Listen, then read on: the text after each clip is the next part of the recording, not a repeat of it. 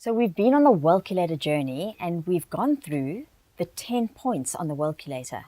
What I'd like to do now is go through each point, but I'm going to ask you to score yourself. What I'd like you to do is, if you answer yes to that particular activity on the Wellculator, so yes, you do that 80% of the time, I'd like you to give yourself 1 point. And if you answer no, I don't do that, then no point, so that you have a score out of 10 once we've worked through the 10 points. Have you got that? If you need to, you can also follow on the PDF attachment. Otherwise, just hear me out on the screen and just keep tab of your scores.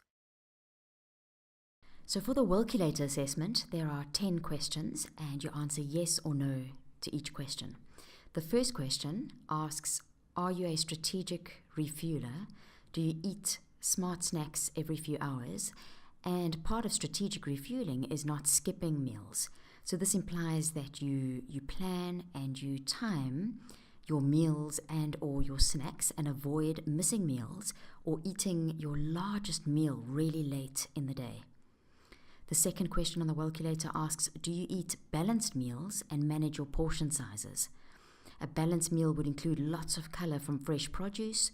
It would include portion-controlled amounts of protein and high-fiber starch. Managing your portion sizes also implies that you understand kilojoules and calories. So if you're wanting to lose weight, manage your weight, or gain weight, you would have an understanding of how many calories or kilojoules you need and how many you consume per meal or on a daily basis. The third question on the Wellculator asks, do you have a balanced breakfast within 2 hours of waking on most days? A balanced breakfast would include some color, some fiber, and balanced with some protein. And the timing is important so that you avoid allowing your blood glucose levels to drop too much. The fourth question on the Wellculator asks, do you have at least 5 servings of vegetables, salads, or fruit almost every day? This is important because eating enough fresh produce will help you to eat like an artist. It will ensure that you have lots of color in your diet because these foods provide antioxidants, vitamins, minerals, and all kinds of good things that we need. A portion or a serving of vegetable, salad, or fruit is about a fistful or a tennis ball size. So to answer yes to this question, think about your day on average or yesterday and think about whether you had 5 servings, 5 fistfuls, or 5 tennis ball size portions of vegetables, salad, or fruit. The fifth question asks, are you adequately hydrated? So do you consume enough water per day? Enough water, in general, for most of us, would be 1 glass of water for every 10 kilograms that you weigh. A glass being 250 mils, so 1 glass for every 10 kilograms or 1 glass for every 22 pounds. You would need more if you were in a very hot environment or if you were perhaps doing more activity. But in general, your baseline quota for water is 1 glass for every 10 kilograms or 22 pounds that you weigh. The sixth question asks, do you limit beverages containing energy, alcohol, or caffeine? So we need to make smarter choices or rethink our drink. This means that we're careful about drinks like fruit juice or alcohol or vitamin-enriched waters or even flavored coffees and any other beverage that may contain calories, stimulants like caffeine or alcohol. Are you reducing harmful fats is the next question, and including adequate healthy fats? And if you're not getting enough essential nutrients, are you taking the right supplementation? This is quite a tricky one because a lot of us may feel that we eat correctly, but that doesn't mean that we get all the variety of nutrients that our body needs. So ideally, we should be keeping a food record and speaking to a health professional, a dietitian, or a nutritionist to make sure that we're getting all the nutrients that we need. And if not, to try and bridge that gap by taking foods or consuming foods that are high in a particular nutrient. For instance, magnesium is found in green leafy vegetables, and for many people, we don't consume adequate amounts of magnesium. And if you can't get it from your diet, to then take a reputable, high-quality, good supplement. The eighth question on the Wellculator asks, do you maintain a healthy body weight and body composition? What's important here is not just to look at how much you weigh, but your body composition implies where your weight sits on your body. We don't want to carry lots of weight or excess weight around our waist, because we know that your waist circumference is incredibly important in terms of determining your risk for many conditions like diabetes, heart disease, or high blood pressure. So managing your weight as well as where your weight sits, and also keeping your body fat percentage low and your lean muscle mass as high as possible is quite important. The 9th question on the Wellculator asks, do you do daily intentional exercise and also breathe correctly? Daily intentional exercise would imply half an hour of exercise a day, or if you're counting your steps by using a pedometer or one of these latest smartphone apps, you need to be taking about 10,000 steps a day. And also thinking about how active you are during the day. So your posture, the way that you move, even when you're sitting at your desk, to take regular breaks such as activations, and to consider how you breathe, because we know that breathing is incredibly important. And many of us, when we're very stressed, we tend to not breathe adequately. We take shallow breaths, not using our full lung capacity.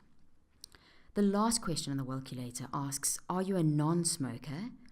And do you monitor your health on a regular basis? So here, it is important to know your health numbers.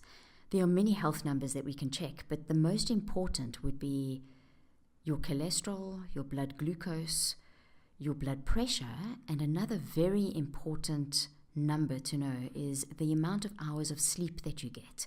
A lot of us are sleep deprived and we don't get enough sleep. Enough sleep would imply 7 to 8 hours of sleep per night for most of us. So the experts say that 95% of us need 7 to 8 hours of sleep to be adequately rested. So those are the 10 points on the Wellculator.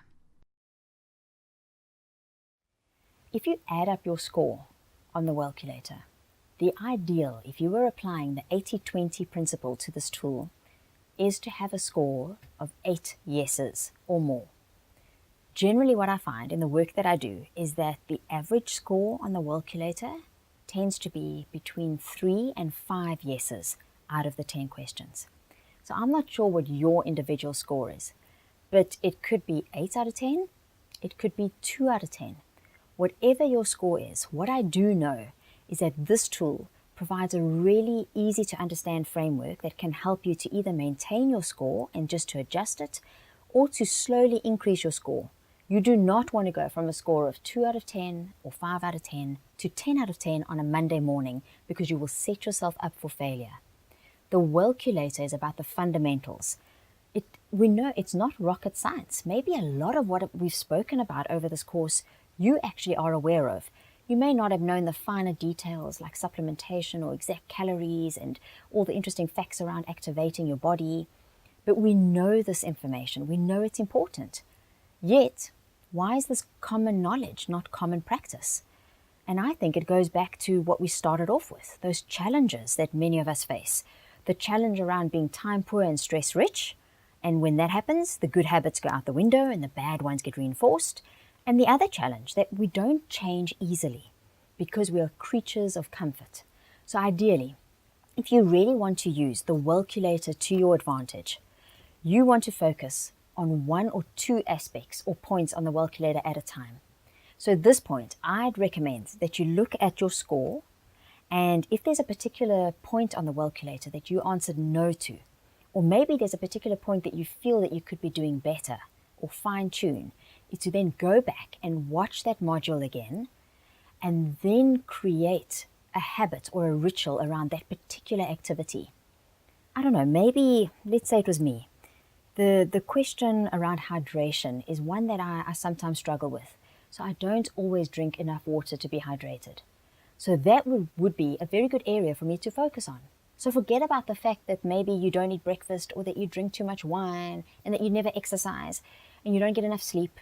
Just focus on drinking more water. So start your day off with a glass of water. Have a glass of water with every cup of tea or coffee. Keep water bottles with you wherever you are. Drink water when you're having alcohol. Keep water next to your bed at night. You get the idea. You do that. It might take you a while. For some of us, it can happen easily. It can happen in a few weeks where a habit becomes ingrained. For some of us, it takes a bit longer.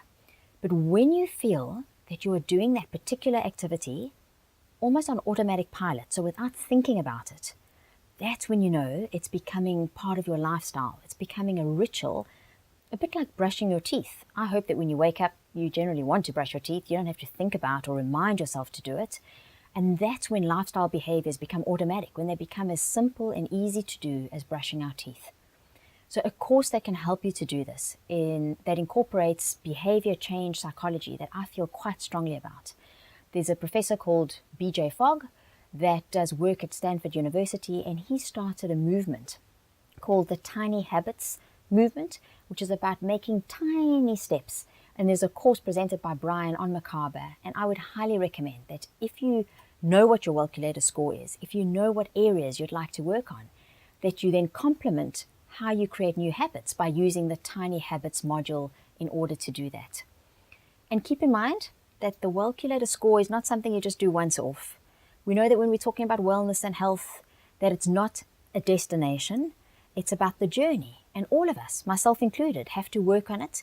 And I'd regularly encourage you to come back, look at the Wellculator, and every now and again actually score yourself and see if maybe there's an area that you were once doing great at that now you're not, or where you can find ways to improve. And be sure to look out for complementary courses and for my next course that we can build on performance chemistry and keep on using the Wellculator as a great reference and framework for you. Until then, stay energized, and I really hope that as your score goes up in the Wellculator, that you perform better, that you engage, and that you feel more resilient, that your health improves, and if you're wanting to lose some weight, that you get to do that too.